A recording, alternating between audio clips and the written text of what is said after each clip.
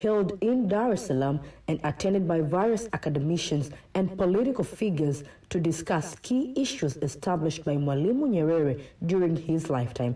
The main issues to be discussed in the two-day festival are democracy, geographical boundaries, security, good governance, the importance of free and fair elections, the challenge of poverty, defense and security, democracy, and the increase of refugees in African countries.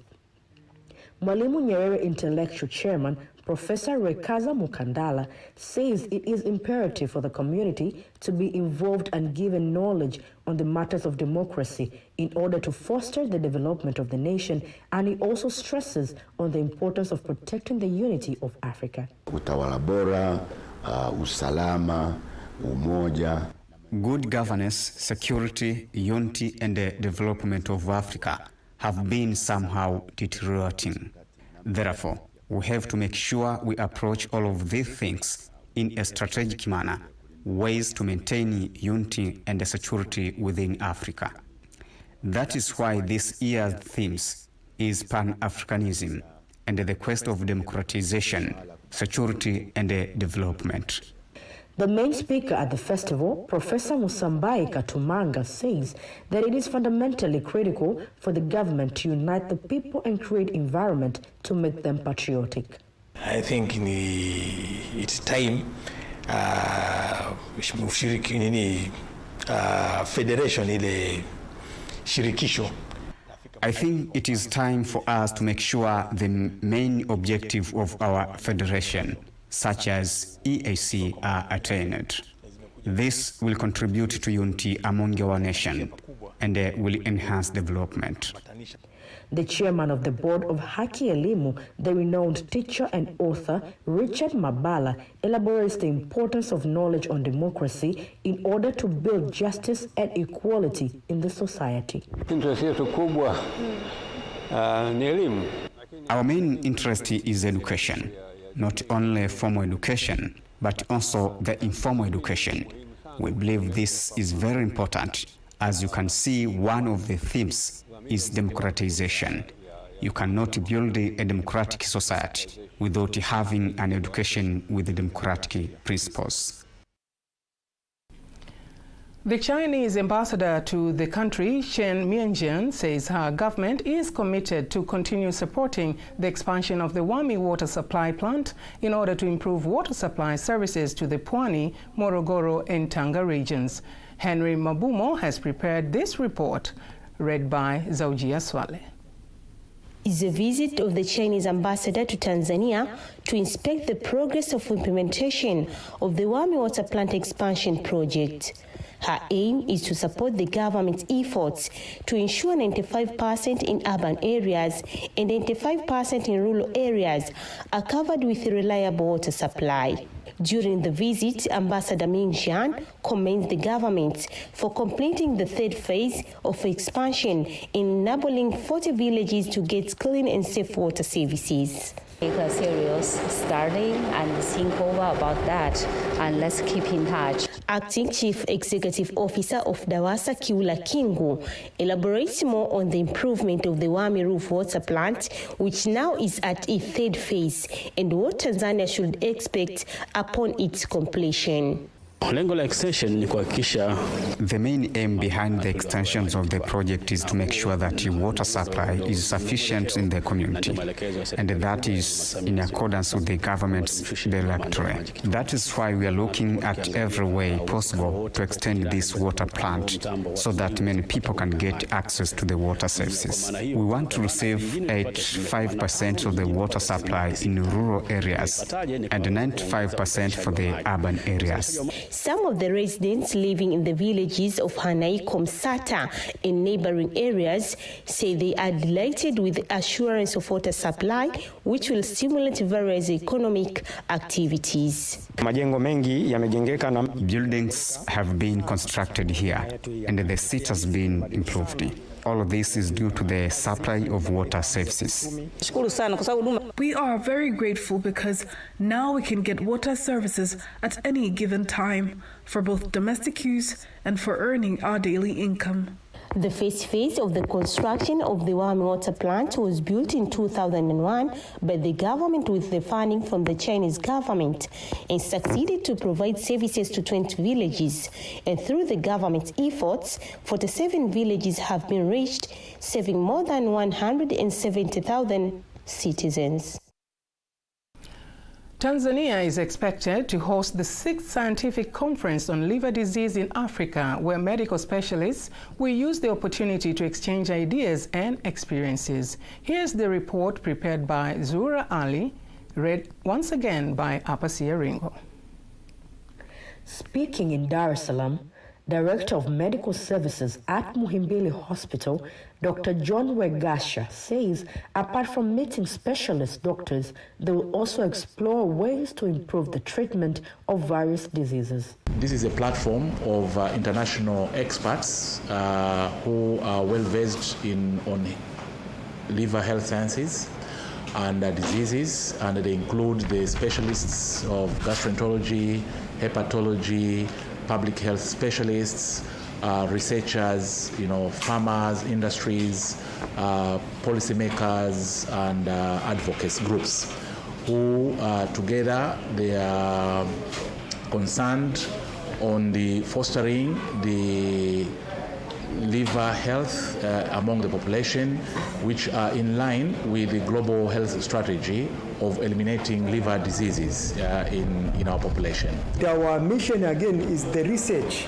We think probably the liver cancer in this country may be a different disease as compared to what we read in the literature, especially Western literature. For instance, many of our patients are at young age. You find young people, 30s, 40s, with advanced liver cancer. Contrary to what we see in the literature, this is the disease of elderly. This is another problem. So we wanted to have a research in this area. And in number 5, we wanted to establish the nationwide registry. We wanted to know all the patients with liver diseases, where are them, and how can we reach them.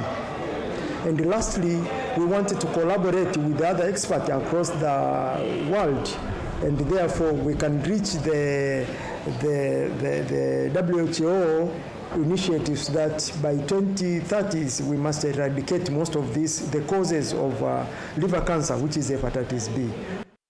The meeting targets to come up with better ways to diagnose, prevent, treat, and achieve a cure for the liver diseases for the benefit of patients in Africa. The East Central and Southern Africa Health Community, EXA-HC, in collaboration with the Southern African Development Community, SADC, through the project to prevent tuberculosis in the mines, has launched a joint database to ease the process of getting information on TB in the mining areas within the region. Rehema Sebabili reports.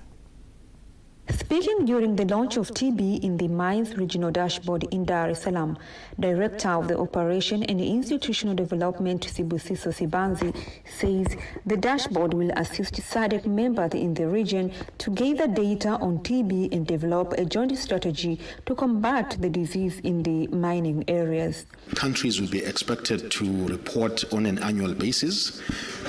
In this meeting, for instance, one of the things that will be happening is there will be some sort of consensus in terms of which indicators we can report on, because we need to be realistic. So there will be that, and participants will be trained in terms of how to use the system, and then all that data is centralized at SADC, the Southern African Development Community.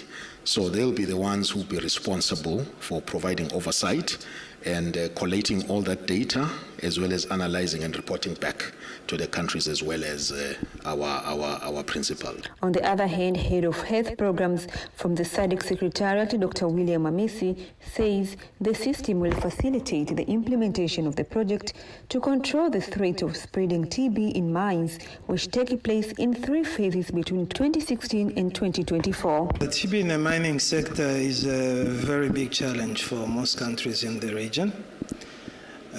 In the SADC region generally. As you may be aware, there are 9 countries in the SADC region that constitute the highest burden of TB in the world.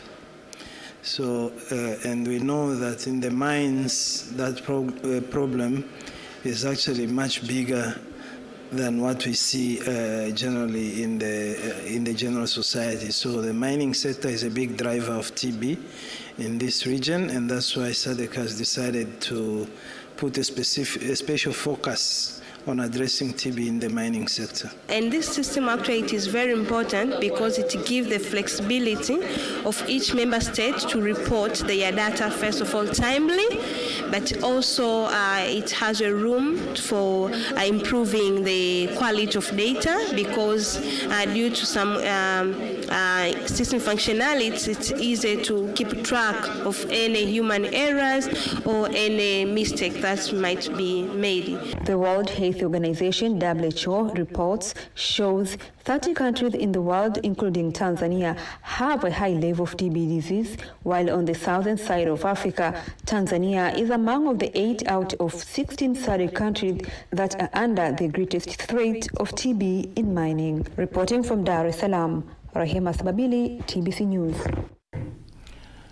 The University of Dar es Salaam Business School, UDBS, has conducted a study on the expected investment to be done by the Dubai-based DP World company at Dar es Salaam Port and have found that the investment will improve the efficiency of the port through use of modern technologies and systems and reduce the number of waiting days for the ships to offload from 5 days to 1 day. Speaking to journalists, the representative of the researchers, David Reikiza, says the move will also increase jobs due to the application of new technology. Expect with the new investment, once we have the HGAs or host government agreements, the ship anchorage stay will reduce from 5 days to almost 1 day, and then the content offloading. Of late, you can have a container being offloaded for almost, or the ship with containers being offloaded for almost 96 hours. But with the new investment, we expect to reduce to 18 hours. The clearance time is expected to reduce from 2 hours to 30 minutes. The current cargo volume in total, when you include containers, you include the bulk and the liquid, this current status is 20.18 million. But we expect with the new investment, it will double to almost 47.7 million. Reikiza adds that the commencement and expiry of the agreement between these two countries will be specified in the agreement that will be prepared for the implementation. Tanzania Bureau of Standards, TBS, has signed a contract for the inspection of used cars entering the country from the United Kingdom, the UK, the United Arab Emirates, UAE, and Japan with Quality Inspection Services Japan, QISJ Limited, and the Japanese business EAA. While signing the contracts in Dar es Salaam, the Director General of TBS, Dr. Athumani Ngenya, says the goal of the inspections is to make sure motor vehicles imported adhere to the local legal requirements to conserve the environment. He added cars imported from countries like South Africa will be inspected in the country. And contract with QSJ and the EAA. These are two companies that are doing the inspection in Japan, UAE, and UK. So we have sent a contract with them. The purpose, the main advantage of having inspection abroad is to make sure that the port there's no congestion at the port, one, but also to avoid our country to be dumping place of used cars.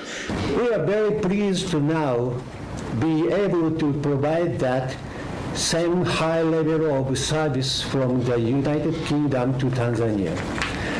Together, TBS and the EA are making sure vehicles imported to Tanzania meet the strict road safety standards required for the protection of all road users in Tanzania. We have hours while we have signed for UAE, whereby we'll be inspecting all the vehicles coming out of UAE to Tanzania. We hope to continue a good cooperation with TBS in this regard, and we also hope that we will enrich Tanzanians by having them get good quality cars and feel the value for money when they're importing their vehicles. The government has provided 1.7 billion shillings for the expansion of the Mafia District Hospital in the Coast region. The District Council Executive Director Kasim Ndumbo said the government has provided the funds to improve access to medical services in the hospital, which is depended by residents of the islands.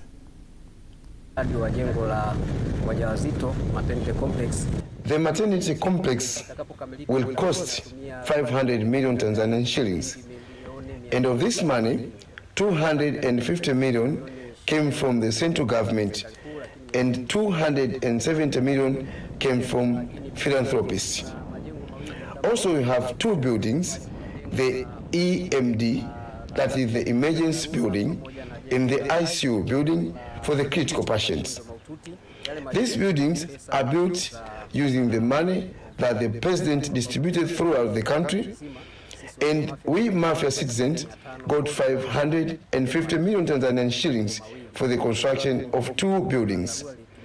The emergency buildings has costed 300 million, while the intensive care building costed 250 million. He elaborates that 250 million shillings has been used for the construction of the building for intensive care unit ICU, 300 million shillings for the construction of the building for emergency services, and 520 million shillings for the construction of the wards. According to the director, the construction of the ICU and emergency buildings is completed and the construction of the wards is at the initial stage. On the other part, some of the residents of the Mafia Islands thanked the government for the hospital expansion. Before we end up our local news tonight, let us now have a look on our today's exchange rates according to the Bank of Tanzania, BOT.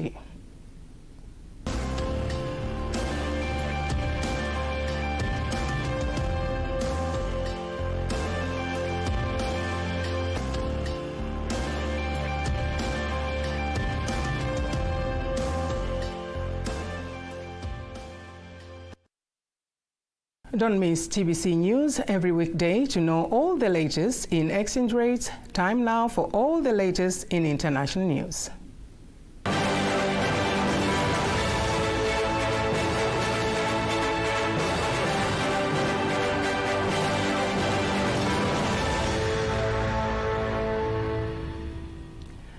And here is international news compiled by Ramadhan Impenda and read to you by Flora Mwano. The Prime Minister of Chad, Saleh Kebzabo, has called for help to cope with refugees crossing to Chad, escaping fighting in Sudan. He said that the Chadian government estimates that many more people will seek shelter in Chad over the next 6 months, and Chad cannot currently solve the problem on its own. Mr. Kebzabo added that they are asking for the international community to mobilize further to help them ensure continuity of services for refugees, returnees, and host populations, as well as care for the injured, especially in the city of Adre. The Minister of Health in Chad is still mobilizing more human and material resources to reinforce existing services in health facilities in border areas. Police in Sierra Leone have fired tear gas at the main opposition party's headquarters in the capital Freetown as voters await the results of a violently fought general election. The opposition's presidential candidate, Samura Kamara of All People's Congress, APC, said that live bullets had been fired at his office inside the party's headquarters. Official results are yet to be announced following Sierra Leone's general election, but President Julius Maada Bio and his main rival Samura Kamara are both claiming victory. However,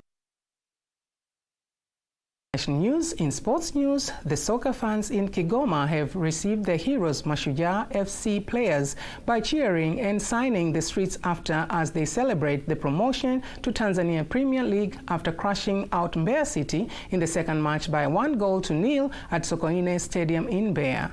Kigoma Region Commissioner Tobias Andengenye says the region is ready to support the team.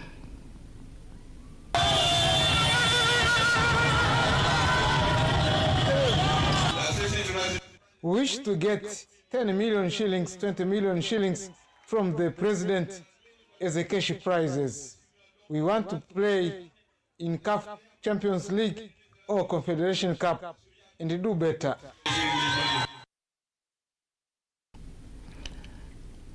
The winners of 21 kilometers Umsota Veterans Marathon Shomari Mohammed and Tunu Andrea say that the race has given them a chance to showcase their talents and boost experience in marathon competition. Speaking after the marathon in Dar es Salaam, Mohammed and Andrea insist that Umsota Veterans Marathon has improved their stamina, hoping to do better in the coming international marathons. We want to compete in big competitions like World Championship, Olympics, All Africa Games. So through this race, they helped us to gauge our time, and that increased our confidence for international competitions. Races like this help us to raise our standards and exposure. So we need more competitions to boost our levels.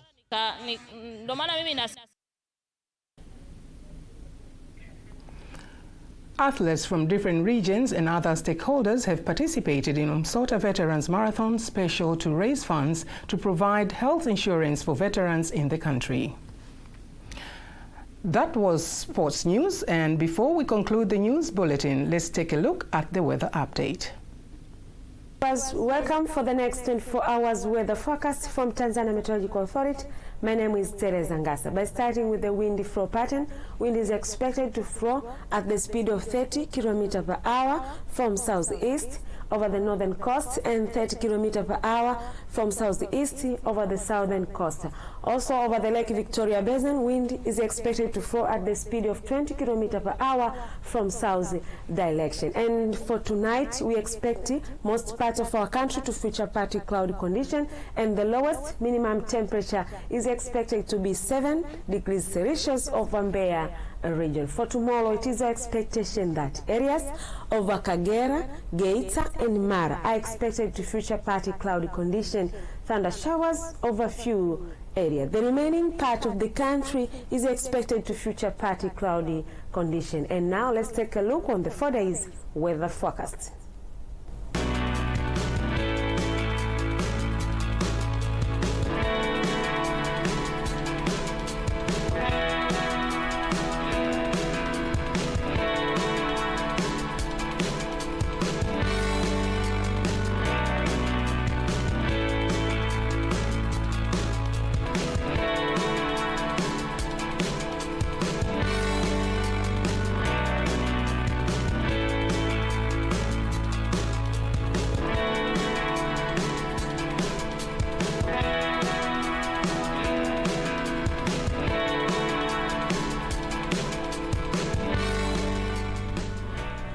Thank you for watching. Bye-bye. And that is the end of our news bulletin for tonight. On behalf of the team this night, thank you very much for watching.